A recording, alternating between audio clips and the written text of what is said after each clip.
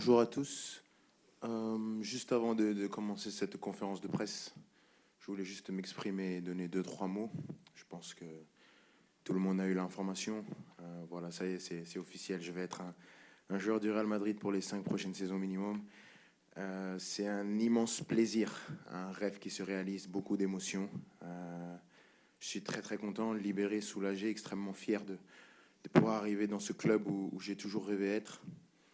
Un grand merci. C'est sûr que j'ai beaucoup d'excitation à l'idée d'arriver dans ce grand club, dans le meilleur du monde.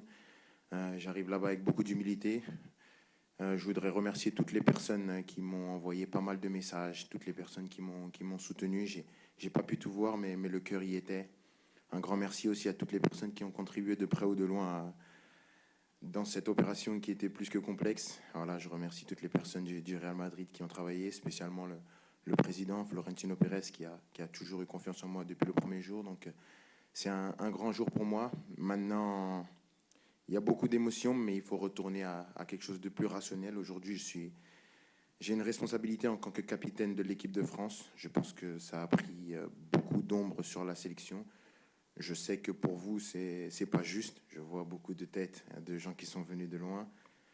Parfois, la vie est injuste, mais je ne répondrai pas aux questions autres que la sélection. C'est pas bien, je le sais, et j'en suis désolé, mais je préfère protéger ma sélection, mon équipe nationale, parce qu'on a un grand été qui nous attend, et ça fait maintenant un petit moment qu'on n'a pas gagné, donc on va essayer de mettre toutes les armes de notre côté pour gagner. Merci à tous. La première question, donc, pour Emmanuel Baranguet de l'AFP. Bonjour Kylian. Commençons alors sur l'équipe de France. Le Luxembourg, c'est un adversaire qui semble très largement à votre portée. Est-ce que l'avancement du Real Madrid est très confiant avant d'affronter cette équipe? Je pense on a toujours la confiance, on va respecter cet adversaire. On est dans une phase de préparation. La meilleure façon de se préparer, bien sûr, que c'est gagner, mais c'est aussi d'avoir des repères dans le jeu, des repères en tant qu'équipe, tactiquement, techniquement, avoir des bonnes sensations avec les collègues et continuer de peaufiner cette préparation pour arriver le plus près possible contre l'Autriche le 17. Bonjour Kylian, tout au fond, Arthur Perrault, RMC. On te voit très souriant, ça fait un petit moment qu'on ne t'avait pas vu comme ça. Est-ce que avant l'Euro, le fait que tout ça soit réglé, tu es soulagé? Et dans quel état de forme tu es aussi? On sait que tu as eu une fin de saison où tu as eu un temps de jeu assez irrégulier. Merci. Ah ouais, c'est un grand soulagement, je suis très content. Je pense que c'est des choses qui se voient facilement sur le visage.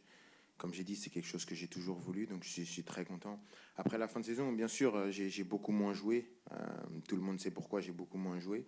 Mais c'est comme ça, il faut s'adapter. Il y a des difficultés à surmonter quand tu es un joueur de haut niveau. Et ce sera absolument pas une excuse pour ma compétition. J'ai du moment, on a beaucoup bossé physiquement avec le coach, avec le groupe. Donc j'essaye de retrouver la meilleure forme possible. Et mon objectif est d'aider l'équipe de France à aller le plus loin possible dans cet Euro et bien sûr essayer de rentrer avec la coupe à la maison.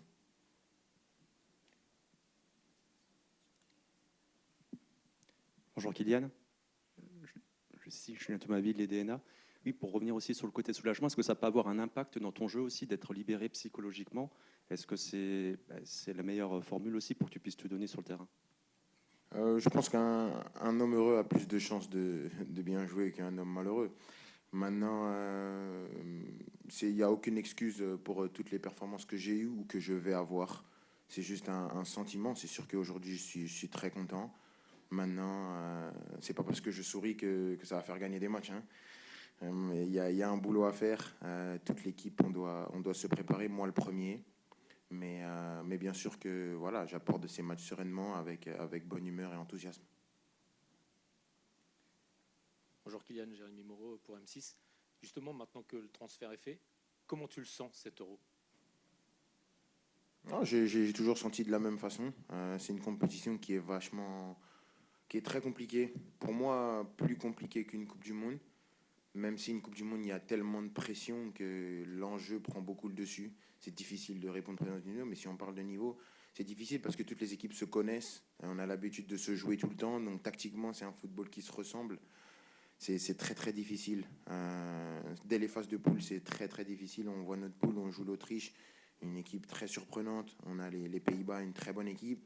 La Pologne, une équipe qu'on avait joué en huitième de finale à la Coupe du Monde, mais qui s'est qualifiée de justesse au barrage. Ça prouve la complexité de la compétition. Donc c'est une compétition qu'on n'a pas gagnée depuis longtemps. 24 ans, c'est énorme pour un pays comme le nôtre. Maintenant, on ne se met pas de pression supplémentaire. Comme j'ai dit, l'objectif, c'est d'arriver prêt dans cette compétition. Donc on continue de se préparer et d'être dans la meilleure forme possible pour arriver à performer déjà aux phases de poule. C'est la première compétition. Bonjour Kylian, Dominique Sérac, Le Parisien. Quel bilan tu fais de ta saison au-delà des stats, les buts, les passes D? Comment tu t'es trouvé cette saison? Je pense que j'ai attaqué cette saison avec une ambition différente, un jugement différent sur ce que je fais, une exigence différente, parce que j'ai toujours pensé que j'allais jamais jouer. Donc à partir du moment où j'ai juste foulé la pelouse, pour moi c'était une saison réussie. Mais c'est sûr que cette saison, si on prend en comparaison avec toutes les saisons que j'ai pu donner, toutes les saisons que vous avez pu voir, je pense qu'il y a eu des mieux que celle-ci. Mais je pense que celle-ci, ça a été la plus difficile à jouer. Et la jouer comme je l'ai joué, je peux qu'être fier, et je suis beaucoup plus fier de cette année-là, même si on parle vraiment que techniquement, en termes de performance, elle est peut-être un peu moins bonne dans mes standards à moi, mais quand je sais tout ce que j'ai dû traverser pour jouer, tout ce que j'ai dû subir tout au long de l'année, je pense que c'est la meilleure saison de ma carrière. Bonjour, Nicolas Le Gardien de Sud-Ouest. Qu'est-ce qui différencie ce que te demande Didier Deschamps en équipe de France et ce que pouvait te demander Luis Enrique avec le PSG cette fin de saison? C'est deux philosophies complètement différentes, deux visions du football complètement différentes. Mais c'est deux très bons entraîneurs qui contribuent au fait d'élargir ma palette en tant que joueur, parce que c'est deux personnes qui ont gagné, deux champions. Avec Luis Enrique, c'est beaucoup plus un football de possession, c'est beaucoup plus un football qui est contrôlé. Il aime avoir le contrôle dans tout ce qu'il fait. Il aime que tu rentres sur le terrain et que tu saches à quand donner le ballon, où aller, quoi faire. C'est vraiment son obsession. Et donc c'est une vision de voir le foot qui est totalement louable. Avec le coach, c'est autre chose. C'est vraiment quelqu'un qui est rigoureux tactiquement, mais qui vous laisse une liberté au niveau offensif. Donc c'est deux manières de voir le foot différentes, et ça a permis aux joueurs que je suis d'engranger beaucoup d'expérience et d'apprendre au quotidien. Comment?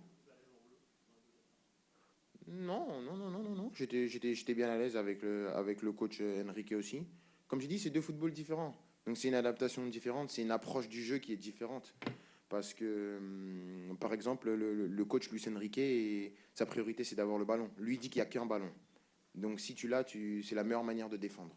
Ou le coach, Didier Deschamps, lui, il a une philosophie qui est que ne pas avoir le ballon, c'est pas un problème. Mais il y a des choses à faire quand tu n'as pas le ballon, un bloc à avoir, une hauteur de bloc, des choses qui sont différentes. Pour Luis Enrique, c'est des choses qui ne lui parlent pas. Lui, sa priorité d'abord, c'est d'avoir le ballon. Pour le coach Deschamps, c'est un coach qui s'adapte beaucoup plus à la situation. Et on en revient aussi à un débat qui est plus large, qui est cette différence entre le football de club et de sélection. Au football de club, tu as beaucoup plus de temps d'élargir et de peaufiner ton style à toi. En équipe de France et en sélection en général, si vous regardez, on regarde un peu dans l'historique où vous regardez les autres équipes, c'est plus des tactiques où on s'adapte, il y a moins de pattes parce qu'il y a moins le temps. Il y a moins le temps d'avoir cette empreinte sur les joueurs, donc c'est complètement différent. Bonjour, Kylian, Nicolas Paillard, au niveau des caméras pour InfoSport Plus et Canal+. Où ça? Là, juste en face de vous, en pardon. rouge. Est-ce que c'est un nouveau capitaine de l'équipe de France finalement qui est présente devant nous avec cette page qui se tourne, avec la volonté de briller en bleu et avec votre nouveau club? J'ai toujours eu la volonté de briller en bleu. Un nouveau, je pense pas. J'ai toujours essayé de faire du mieux possible en sélection. Et ça va continuer comme ça. J'aurai pas plus d'envie, j'en aurai pas moins, parce que je pense que quand je viens en sélection, mon envie elle est au maximum. J'essaie de tout donner pour ce maillot, pour ce coq, avec mes réussites et mes échecs, avec les réussites de l'équipe et les échecs de l'équipe, mais j'ai toujours eu cette fierté et cette ambition de tout donner et d'essayer de marquer l'histoire du football français. Bonjour Kylian, Baptiste Dureux pour RTL. C'est ta 4e grande compétition avec les Bleus. Tu as connu des succès 2018, 2022, même si c'est très difficile, mais les Bleus se tournaient en finale.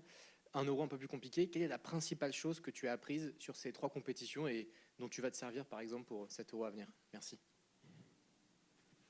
Euh, c'est une question qui est à la fois, qui est un peu difficile parce que en 2018, j'ai pas appris. Je suis arrivé et j'ai gagné tout de suite. Donc, tu apprends pas quand tu gagnes. C'est la vérité. J'ai pris une baffe à l'Euro avec une compétition ratée. J'ai eu beaucoup plus d'apprentissage, c'est sûr. Et donc, je pense que l'Euro m'a servi pour la Coupe du Monde, qui était 1 an et demi après. C'était proche. Donc, je peux dire que la compétition où j'ai le plus appris, c'est l'Euro 2021. C'est sûr, c'est pour moi la grosse tache noire dans mon CV en sélection. Et donc, après la Coupe du Monde 2022, tu apprends aussi, parce que c'est de l'expérience. Jouer une Coupe du Monde, ça t'enrichit en tant qu'homme, en tant que joueur. Mais voilà, on la perd au tir au but. On va jusqu'au bout de ce qu'on peut faire. Je pense que même si on la rejoue, on donne tout, bah, je pense qu'on fait la même chose. Donc c'est compliqué, mais l'euro m'a beaucoup servi et ça tombe bien, on va jouer un euro. Donc je pense que même dans l'état d'esprit, j'ai cet état d'esprit revanchard. Je pense que euh, le joueur que je suis en Coupe du Monde a démontré toute sa qualité. Le joueur que je suis à l'euro a encore tout à démontrer. Donc c'est à la fois excitant, c'est à la fois un challenge aussi individuel et collectif. Parce que comme j'ai dit, ça fait 24 ans qu'on n'a pas gagné l'euro. Et je pense que les gens sont impatients de regagner cette compétition. Bonjour Kylian Julien Franc pour Radio France. Vous avez dit que vous avez eu peur de ne pas du tout jouer de la saison avec le Paris Saint-Germain. Qu'est-ce qui vous a fait dire ça? Et est-ce qu'il y a eu un moment de bascule justement par rapport à cette situation? Merci. Bah, on me l'a dit, on me l'a fait comprendre, on me l'a fait passer par médias interposés, on me l'a dit en pleine face. C'était très clair, on m'a parlé violemment, on me l'a dit. Donc pour moi, j'étais persuadé que j'allais pas jouer. Les gens qui m'ont sauvé, c'est Luis Enrique et Luis Campos, le directeur sportif. C'est eux qui m'ont sauvé. Ça, c'est la vérité. Sans eux, j'aurais jamais remis un pied sur le terrain. Et la vérité, elle est strictement là. C'est pour ça que j'ai toujours eu cette reconnaissance par rapport au coach, par rapport au directeur sportif. Et donc, c'est pour ça que mon ambition cette année-là était différente. Et j'entends toutes les critiques parce que je pense qu'être la meilleure personne qui comprend le mieux mes performances et qui les analyse le mieux. Donc, j'ai aucun problème à venir baisser la garde ici et dire que c'était peut-être un peu moins haut dans mes standards. C'est sûr que comparé à d'autres joueurs, c'est toujours élevé, mais quand on compare à mes standards et à ce que je suis capable de faire, c'est un peu moins bon. Mais comme je l'ai dit, par rapport à tout ce que j'ai vécu, juste jouer et au-delà de l'empreinte statistique, même jouer, venir répéter les matchs, toujours essayer d'être là pour mon équipe, gagner des trophées, ça a été ma plus grande fierté. Mais c'est sûr que l'année prochaine, je ne me contenterai pas d'une année comme ça, c'est sûr. Bonjour Kylian, ici Loïc Tanzi pour l'équipe. Vous dites qu'un homme heureux a plus de chances d'être performant qu'un homme malheureux. Ça veut dire que vous étiez malheureux cette saison? Et si oui, pourquoi? Au PSG, j'étais pas malheureux. Au PSG, j'étais pas malheureux parce que ce serait cracher dans la soupe de dire qu'au PSG, j'étais malheureux. Et ce serait cracher au visage de tous ces gens qui m'ont défendu, qui m'ont accompagné. Donc au PSG, j'ai toujours été heureux. Mais c'est sûr qu'il y a des choses qui me rendaient malheureux. Et un joueur comme moi, avec cette envergure-là, ne peut pas montrer quand il est malheureux. Parce que j'étais un leader dans cette équipe. J'étais quelqu'un que les gens suivaient. Donc si le gars que tu suis est malheureux et traîne son spleen, c'est compliqué à suivre. On ne suit pas un gars comme ça. Donc j'ai essayé d'être le plus positif possible. Et comme j'ai dit, le coach, les joueurs, tous les salariés, tous les gens au club m'ont beaucoup aidé. Donc ce serait, excusez-moi de l'expression, c'est un peu violent ce que je veux dire, ce serait un peu bâtard de venir et de cracher une fois que j'ai mon nouveau club, dire j'étais malheureux, j'ai jamais été malheureux au Paris Saint-Germain et avec tous les gens qui ont été là-bas. Mais il y a des choses et des gens qui m'ont rendu malheureux, bien sûr. Et on va prendre une dernière question avec Xavier Giraudot de Canal+. Et Kylian, même question. Comment on fait pour ne pas craquer dans un tel contexte, pour ne pas prendre la parole? Et plus positivement, de tous les messages que vous avez reçus, si vous pouvez nous le dire, quel est celui qui vous a le plus touché depuis hier? Répétez la question, j'ai pas bien entendu. J'ai pas bien compris, désolé. Donc, comment on fait pour ne pas craquer dans un tel contexte, lorsqu'on a envie de parler, de prouver qu'il y a la pression, qu'on ne joue pas, ou plus, ou pas trop, ou pas assez? Parce qu'il y a énormément de pression, c'est sûr. Mais il y a plus grave dans la vie. Hein. C'est du football, ça reste du football. J'ai toujours eu cette éducation de jamais venir ici pleurer. Je suis payé, très grassement payé pour jouer au football, faire ce que j'aime le plus au monde. Il y a des gens qui font un travail qui est beaucoup plus éprouvant que le mien, qui se lève tous les jours pour aller à l'usine. Je ne me lève pas pour aller à l'usine. Alors, ce que j'ai vécu, bien sûr, et je l'ai dit déjà que je souhaitais ça à personne, et je continue de le dire. Maintenant, je trouve que c'est assez déplacé que moi, Kylian Mbappé, je vienne et je me plaigne aux yeux du monde quand je vois ce qui se passe dans le monde actuellement. Il y a des choses bien pires, mais ce n'était pas agréable non plus. Donc, ça fait partie de mon éducation. Je n'ai pas voulu, je ne suis pas comme ça, ce n'est pas ma nature. Maintenant, voilà, peut-être que j'aurais dû, peut-être que c'est une erreur. Si vous pensez que c'était une erreur, je l'assume complètement, mais c'est comme ça, c'est moi et je pense que je ne vais pas changer. Après, les messages, j'ai pas pu tout voir. J'ai pas pu tout voir, mais j'ai vu des. J'ai vu. Marqué. Enlever un, ce serait dénigrer les autres. Et chacun a pris simplement prendre la peine de penser à moi. Ça me touche et ça me va droit au cœur. Donc, c'est sûr qu'on peut penser que j'ai eu des idoles. C'est sûr que j'ai vu Cristiano, j'ai vu des amis, des légendes du club, Sergio Ramos, Casillas, mes futurs coéquipiers aussi, mes anciens coéquipiers maintenant du club, même des gens du monde du football. Tout le monde, ça fait, même mes anciens clubs, j'ai vu un petit peu, ça fait vraiment plaisir et ça contribue à mon épanouissement aujourd'hui avec la banane que j'aime. Mais voilà, merci à eux tous et voilà, j'espère être à la hauteur de tout ça. Merci Kylian. On va enchaîner avec Merci beaucoup. Didier Bonne Deschamps. journée. Au revoir.